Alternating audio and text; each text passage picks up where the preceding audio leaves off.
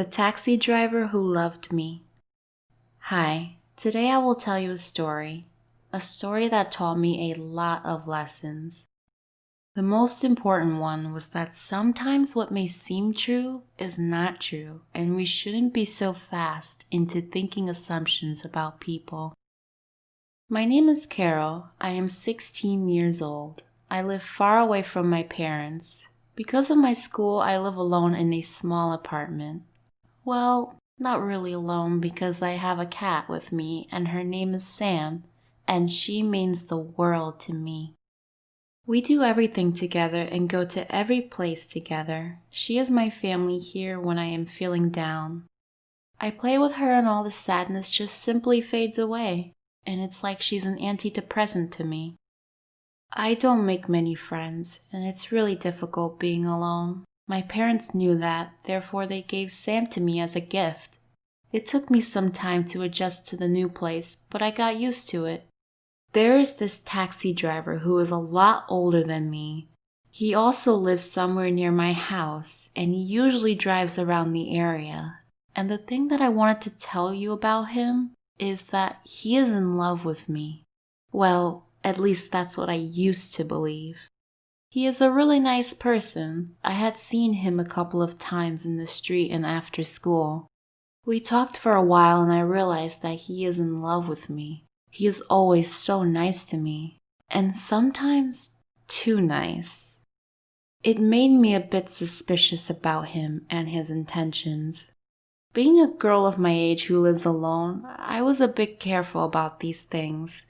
I had been in his taxi several times and nothing wrong happened. One day I went to the market to buy some cat food for Sam and some things for my apartment. I took Sam with me because I never leave her alone. I took the bus to get to the market because it was really far away from my house. When I got to the market, I bought cat food and other household accessories that I needed, and after shopping for a while, I got really tired and thought, I might eat something because my house is very far away from the market. It would take a lot of time to get there, so I looked for a restaurant and had a meal there. I was so busy shopping and doing other things that I completely forgot that it's gotten so late, so I went to the bus stop. After that, unfortunately, I just missed the bus by a minute. The next bus was going to come in an hour. I waited at the bus station for almost half an hour with my cat, and still half an hour was left. The time was moving so slowly. Seconds seemed like hours. There were some passengers waiting at the bus stop. One of them told me that sometimes the next bus takes about 2 hours to get at the stop. And that got me really worried because the sun had almost set. There was no sign of the bus, and after some time, a taxi stopped in front of me. When the window got rolled down, it was the same man about whom I was telling you guys about. He told me that he had completed his shift and was heading home, and coincidentally, he saw me at the bus stop since his home was near mine. He suggested me to get into the car with him and he would drop me off at my home. I got really worried about what to do because it was getting so late and still no sign of the bus, and I was afraid that he might do something to me. After thinking for a while, I decided to get into the car with him. I got in the back seat and he started the car. It was a long journey in front of us, so we started to ask questions about me and we started talking. During our conversation, he was being a bit flirty and was staring at me the whole time from the back of the mirror of the car. Honestly, guys, I was a bit scared too. But I had Sam with me, so I overcame the fear and tried my best not to let him know that I was scared. By looks, he looked like a decent man. Something wrong wasn't expected from him, but still my mind was creating different situations about what could go wrong. And guys, there were a lot of things that could have gone wrong in that ride. We were halfway into our journey that he suddenly stopped the car and looked at me. Imprecise, he was looking at my breasts. Then he bent his neck and he tried to grab my chest. Well, at least that's what I thought he was doing. But that didn't happen. I had Sam in my hands. At that moment, I had no idea what to do. I was in severe shock at the moment, so I closed my eyes. But turns out he was picking up Sam, and I thought he was going for my breast. I got really shocked and frightened at that moment, and he realized that. He felt so guilty and apologized to me for grabbing Sam like this. But then he explained why he did that. When he was young, he had a cat just like Sam. He showed me her pic, and the resemblance between his cat and my cat were uncanny. He told me that he loved her so much and told me all the stories about his cat and all the adventures him and his cat had. I asked him where his cat was now and what happened to his cat. This question brought a huge deal of sorrow on his face, which gave me the answer to my question. Then he told me that once he was going someplace and he had a really big accident. The cat was with him in the accident, and unfortunately, the cat couldn't make it out alive from the accident. He was also really injured, but he was more sad about the loss of his cat than his own injury. I got so sad after hearing all this because I couldn't even imagine what I would do if something like this would happen to Sam, because she is my everything, my whole world. After that, we talked for the rest of our journey, and we became good friends too. Though I love Sam a lot, I told him that he could play with her for some time if he wants to, because I had an idea of the pain from which he was going through. He told me that it's a really nice gesture from my side, but he couldn't take Sam away from me. He said he didn't want me to go through what he went through when he lost his cat. We didn't realize in our talking that we had reached home. I wanted to talk to him more, but I guess that was it. He dropped me off at my apartment. I offered to pay for the journey, but he didn't take a single penny. I even tried forcefully to give him the money, but he didn't take it. So I thanked him a lot and went inside my apartment. He also went to his house after that. When I was about to sleep, I realized that he was only looking at my cat and he was only being nice because he was a nice person. He didn't have any wrong intention. At that moment, I reflected upon how wrong I was and was really feeling ashamed for thinking this wrong about such a nice person. I wanted to tell him all this and what I thought about him and how wrong I was. I really wanted to apologize to him many times, but never got the courage to do so. We humans are really fast in judging people. We all are. We start making up assumptions about a person, that what type of person he or she is, and we stick with false assumptions, but when we realize that our assumptions are wrong, we are all left with nothing but guilt. That day, I learned an important lesson that is going to stick with me forever, which is we should never be so fast into making assumptions about people. We have to at least give them a chance to explain themselves. If you like my story, kindly like this video and tell me in the comment section what you think I should have done. Should I have told him, or not telling him was a good decision? Also, share any similar experience if something like this happened to you. And don't forget to subscribe and hit the bell icon. As you already know through the first part of my story, my name is Carol, and just like every other girl my age would easily misinterpret and suspect kind gestures from male folks out there, it was somehow normal for me to suspect a taxi driver that showed me so much love. As a matter of fact, you can't really blame me. After numerous sexual assault attempts I've suffered from old people that are even related to me, I have grown up to suspect every male folk out there, especially in today's world. It seems nothing goes for nothing. Indeed, every act of kindness is suspicious. However, these reasons didn't in any way make me feel better. I still felt I owed the man an apology. Unfortunately, unlike other days, it was a little bit difficult to come across the taxi driver. Subconsciously, I was eager to see him again. Well, in one of the evenings after a stressful day at school, I decided to go out for a walk, and boom, we met. Actually, I couldn't really hide the excitement. It was too obvious judging from the way I reacted when he got out of the car and extended his hand for a handshake. I held on firmly to the hands and smiled back. After exchanging pleasantries, the first thing he said was that he bought a cat that's very similar to the one he lost in that fatal accident back then. He described how adorable the cat is and how much he wants me to see her for myself. Personally, I was happy for him. At least this new cat would help him get over the loss of the previous one. As funny as it might sound, I realized that all the while we were still holding hands, and he was gently caressing my palm in the process. I didn't want to make the mistake of misinterpreting his intentions once again, so I overlooked it. After telling me more about his new cat, he softly invited me to visit his place and see the cat for myself. I accepted with the condition that it would only be possible during the weekend or any day I'm less busy at school. Since I didn't have much to do in school that week, one of these days I later decided to pay the taxi driver a surprise visit. I got into his apartment, since the door was open, and I saw the cat lying down on the sofa. Just like he described her, she was the perfect beauty, and I couldn't help but play with the cat's fur. It was soft and awesome.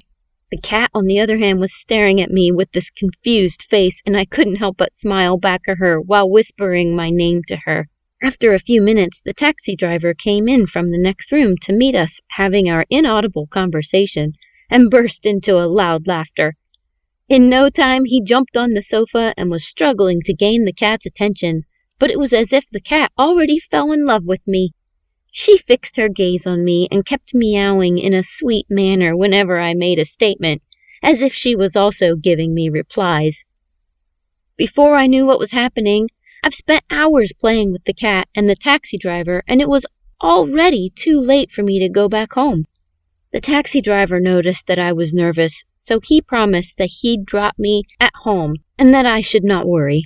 Although I'm someone that does not like disturbing or stressing another person too much, I had no choice but to allow him to take me home, considering how unsafe it was to go alone. In a flash, the taxi driver was already in his bedroom to wear his clothes and also pick the car key. In no time, we started the trip, and this time around, it was not really a boring journey compared to the previous ones I had.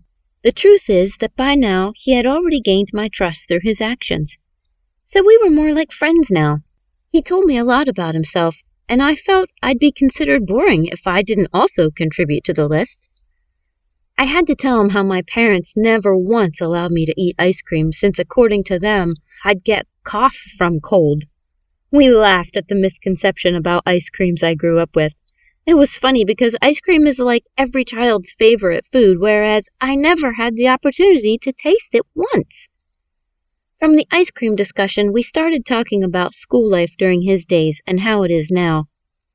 I noticed that the taxi driver slowed down and then branched into a parking space before stopping. On the left side of the road, I observed that the place was a market, and deep inside, I kept wondering why he stopped. I guess he also noticed that I was uneasy and decided to break the silence by saying, "Please, I want to get something from the market. I'll be right back." And then he winked at me. His winking was so bad, it got me cracking up with laughter.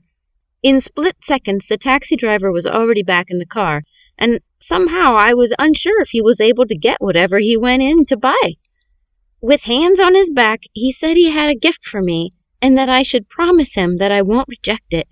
I began to imagine what could possibly be in the gift he got for me. Sluggishly, I nodded in affirmation that I won't reject it. Well, even after agreeing to collect the gift, he still didn't allow me to see what was inside the bag. He stepped into the car and we continued our journey, but in silence. After some time, he stopped the car and came to the back seat where I'd been sitting all along, and then opened the bag slowly.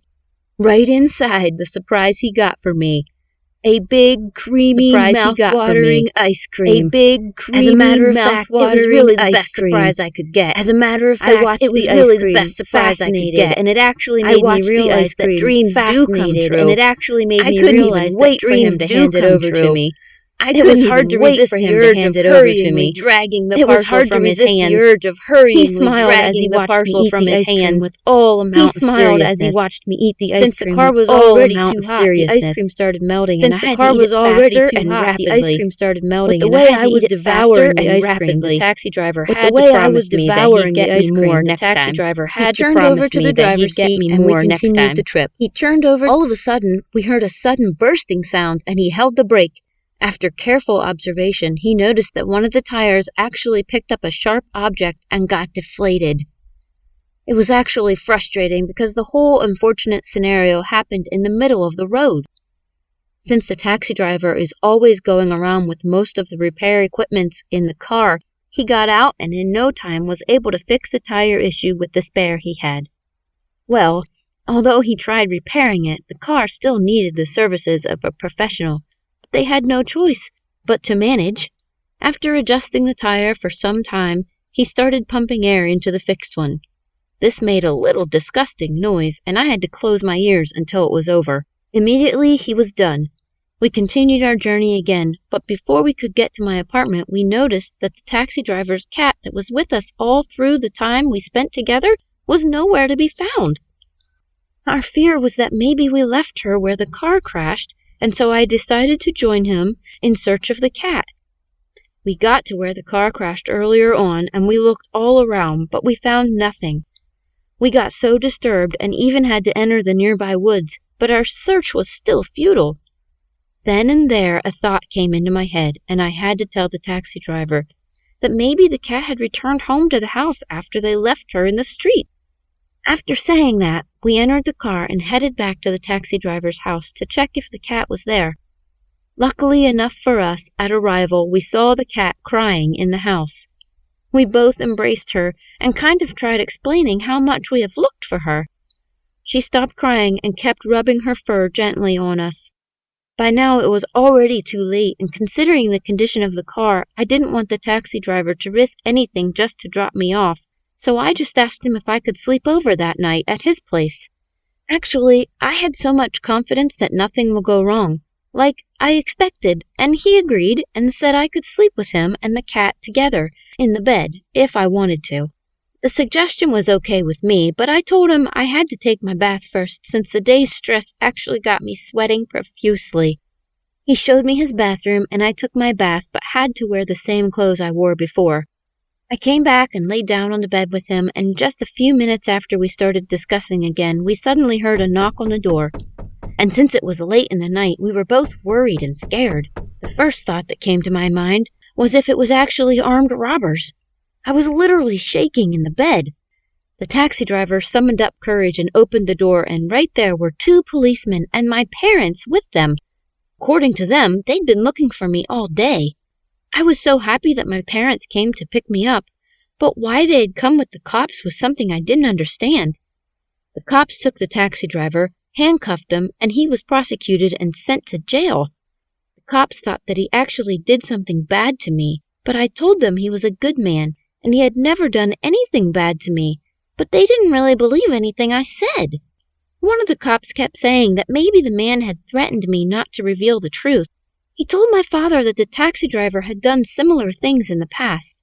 Well, I don't really know how true that might be. All I knew was that he never hurt me in any way. After the taxi driver was sent to jail, I decided to take care of his cat and mine.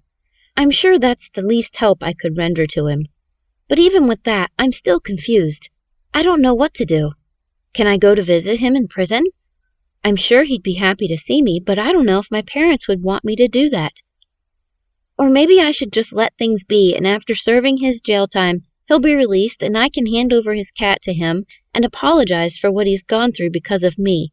Please help me by commenting on how I should act now, because I don't know what to do next. You can also like the video and subscribe to our channel.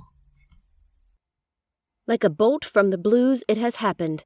That the taxi driver who I was beginning to get fond of is no longer with me. I was not myself by the passing of each day. Oh my God!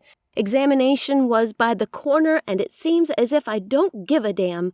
I couldn't just help it because every one of my thoughts was tailored toward the good moments I had with the taxi driver to the moment he was taken away from me. The more the days went by, the more scared I became. I was torn between two worlds, one filled with everything I could ever dream of: love, value, passion. The other, forbidden love, punctuated by dangerous choices. Finally, one day, I decided to visit him, irrespective of what the consequences may be. Because since after I learned my lessons on the disadvantage of judging or doing things based on assumption, I started to take bold steps and good risks. So I got dressed in my skimpy skirt and a top and immediately made my way to the jail. On my way, I was lost in thought on what could be his condition, now that I've not seen him for 2 months. Who knows how he looks now? Can he still recognize me? Ugh, I just hope I can still see him. Amidst my fears, the one that fears me most was if my taxi driver friend would permit me to come close to him, because it's obvious that he was sent to jail because of me. That look of guilt was all over me, just like a rat that was caught stealing. "Gosh, I've passed the jail!" I screamed at the taxi driver that was driving me. "Are you stupid?" I rudely screamed out of annoyance. "You've passed the jail!" "Oh, sorry, ma'am. I was expecting you to tell me you want the light," the innocent taxi driver responded in a polite manner.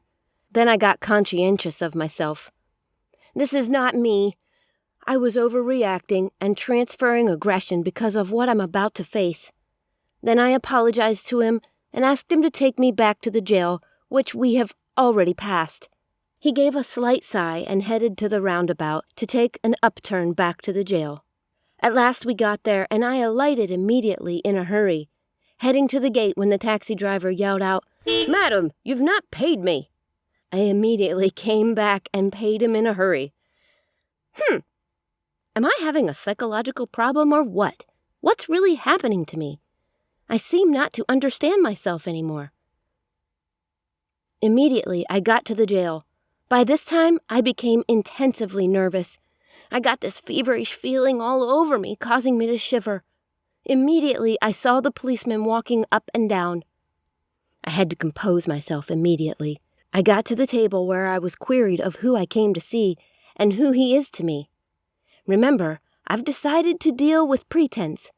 So the true nature of what I felt for the taxi driver made me want to say something beyond a friend, but I sensed it could complicate issues, as my parents are already involved in the case.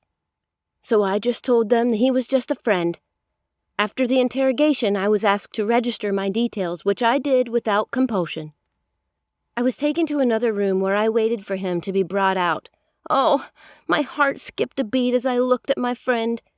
He has really changed a lot. His beard has grown so long and bushy. He used to be lean, tall, and handsome. But right now, all those physical appearances are thrown to oblivion. How I wish I could find this thin air where they disappeared to, so I can restore them back. How impossible it is right now. Tears dripped down my cheek as I hugged him passionately, not letting him go. I felt like kissing away his tears, which were flowing like a river. His became uncontrollable that I had to instantly be strong for him. Suddenly, every fear that I had about him disappeared. He is too innocent and calm to hurt a fly. Talk more of committing a crime. I brought out my handkerchief and wiped away his tears. I promised him that I would do whatever it takes to see that he is out of jail. It's already been 2 months he's been in jail. Does it mean that nobody cares about him, and even his so-called uncle is not aware of his condition, for them to leave him like this? "How have you been, dear?"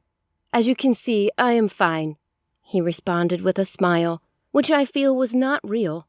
As I was about to ask him the next question in my mind, he continued, "It has been hell here, not seeing you for months, Carol.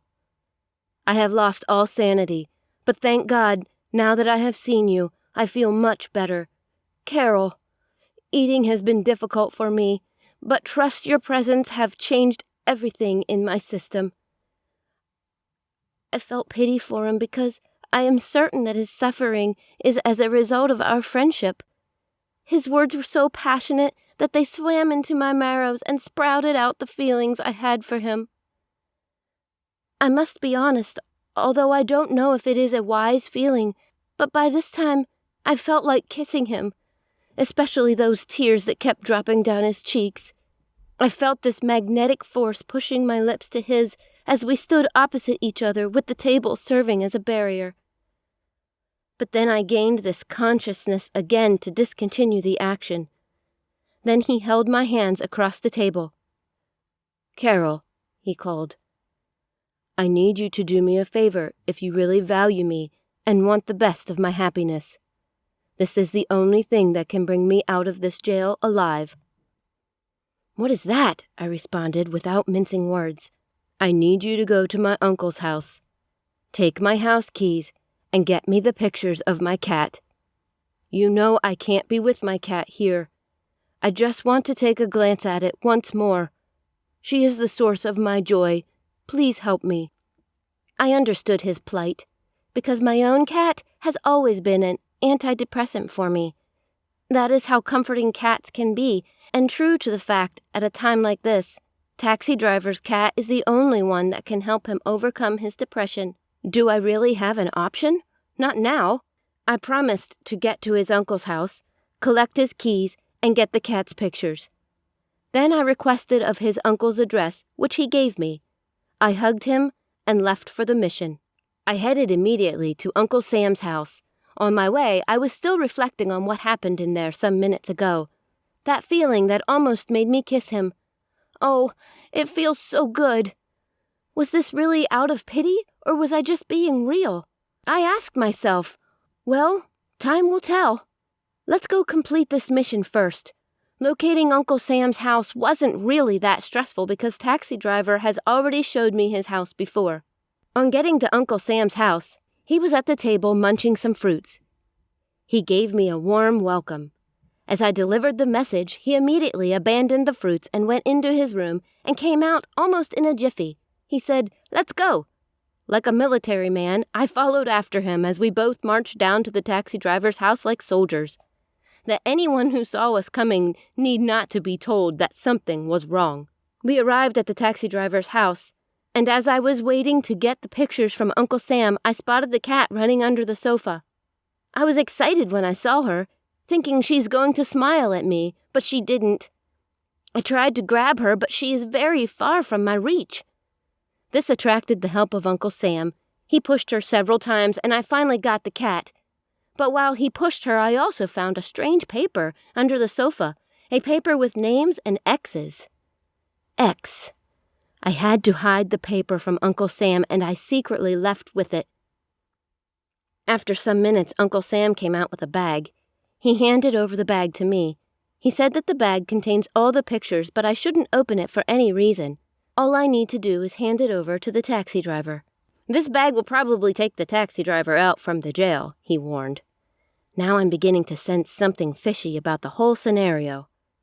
I was so curious about the bag and even more curious about the strange paper I found under the sofa. So I decided to take the risk. When I arrived home, I opened the strange letter I found, and guess what I found? A paper with 7 names, and all of them were crossed with an X as they were eliminated. And in the end, I saw my name, Carol. And my name looks like it was waiting to get eliminated, or what I can call the next in line. I was astonished at what I saw. Could this be true? May there be this mistake somewhere? Or it's certainly not my own Carol. There and then, my feelings about the taxi driver automatically changed. Does this mean that the cops were right when they said that the taxi driver has done this in the past? Maybe the taxi driver was trying to fool me to get me assassinated much later. Oops. Don't really know the thought to believe now. My head got heavy. But that's not really my problem now. My problem is what to do with this mysterious paper that I found my name on. I was confused on whether to send the letter to the police or keep it secret. It really took me the whole week to think through. Not until the weekend when I decided to handle it my own way. I know it's quite risky for me to take the paper to see the taxi driver. Perhaps I would question him about this, because my life is at risk too. On getting to the jail, the first guard I passed strangely watched me, and I was a bit nervous. but it didn't take long for me to compose myself again. When I got to the next guard, the policeman asked me what was in the bag, and I said only some pictures, and while he tried to take my bag and inspect it thoroughly, he was interrupted by his colleague's urgent call. I was glad I made it finally to see the taxi driver. I can feel this ecstasy all over him this time, not because he saw me, but because I came with the bag, and without responding to my greeting, he immediately took the bag and hid it behind his back. After that, the taxi driver became uncomfortable with my presence, that he asked me to go, and when I was about to go, I drew closer to him, and I said, "There's something But he didn't give me any space to talk, and he shut me up, and said that I need to start going. He stood up, holding his stomach, acting like one who is badly pressed and need to ease his bowels. Do I really have an option? I had to leave. But I became more and more confused as I stepped out of the prison gate. I went home straight, thinking, I can calm my nerves. I tried to sleep, but it was nowhere to be found. I lay on my bed, staring at the ceiling and thinking on what to do next. Yes, I got an idea. I think I should talk to Uncle Sam about the paper. It was already 10 p.m., but I don't give a damn of whose axe is to be gored. I need to get this issue in my heart settled once and for all. So I picked up my phone and I called him. But he asked me to come over somewhere close to taxi driver's house. Without a second thought, I went straight because I need to offload the burden. When I got there, I noticed Uncle Sam was somehow drunk, and he asked me to join him on the sofa for a drink. I vehemently refused, although I'm almost 18, but I am not still allowed to drink, and I don't want to. I'm a girl on a mission, so I don't need anything to distract me. But he insisted and tried forcing the drink into my mouth. At the same time, he held my throat, pushing me to the wall and started muttering some words to me. You are a smart and brave girl. You did a great job. You're my hero. Blah, blah, blah, blah. I couldn't take this anymore. Is this how to compliment someone? I pushed him away and took to my heels. Of course, I still kept my secret. The confusion this time is unfathomable, because I don't know why someone will be praising me, but yet holding my throat as though I'm fighting over something with him. That's quite ironical. I really need answers to these questions in my mind. I neither know who to believe now or who to confide in now.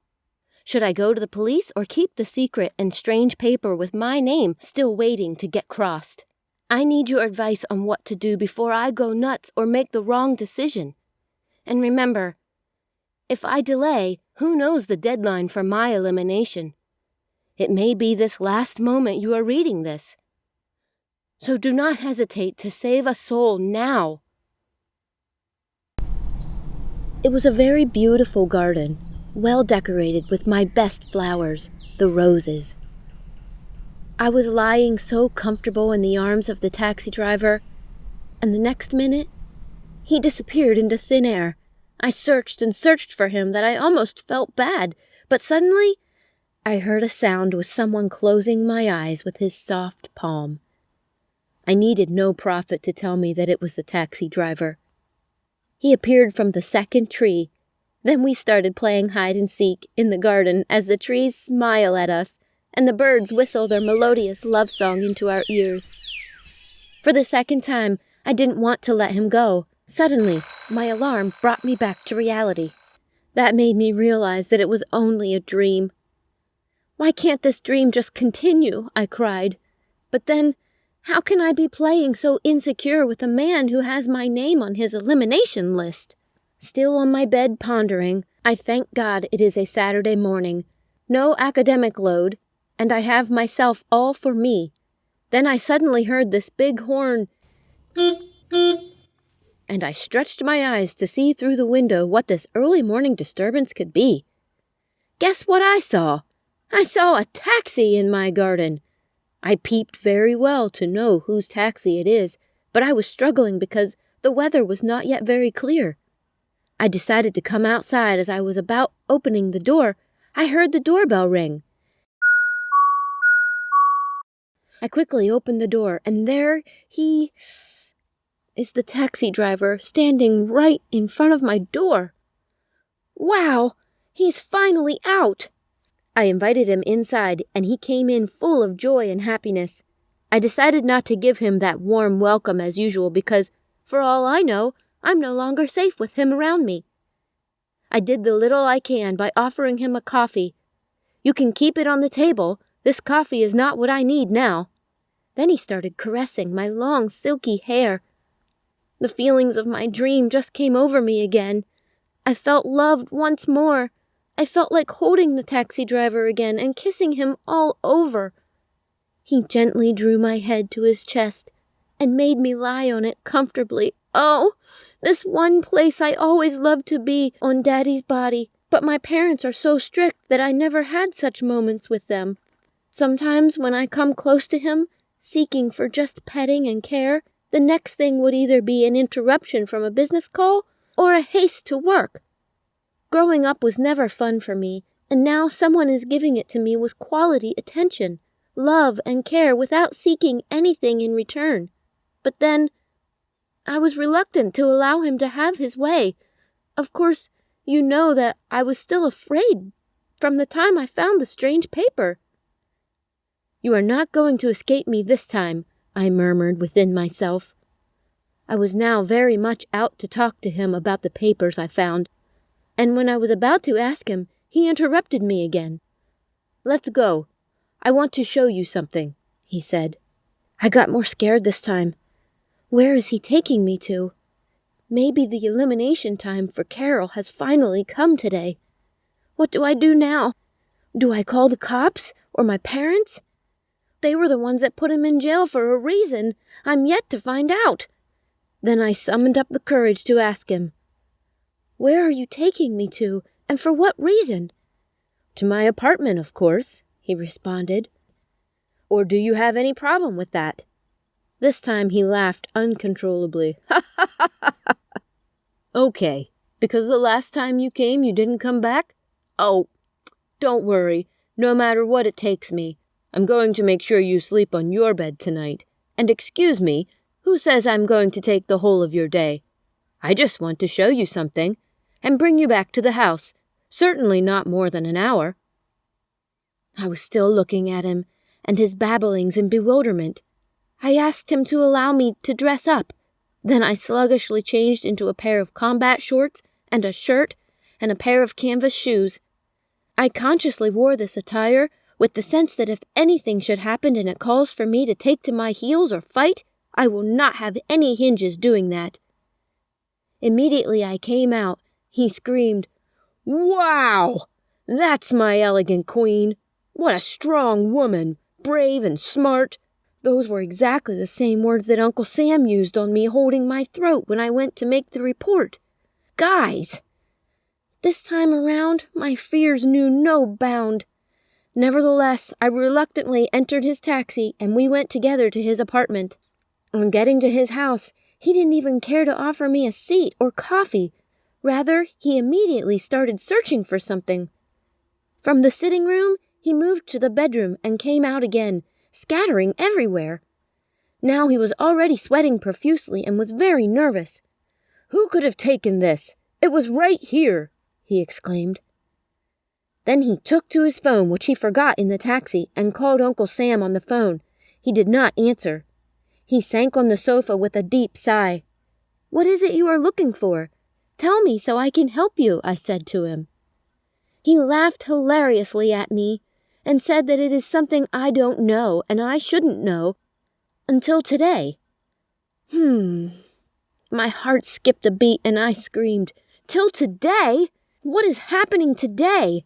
I questioned him. He didn't respond to my question but drew me close to his bosom the second time and started caressing myself.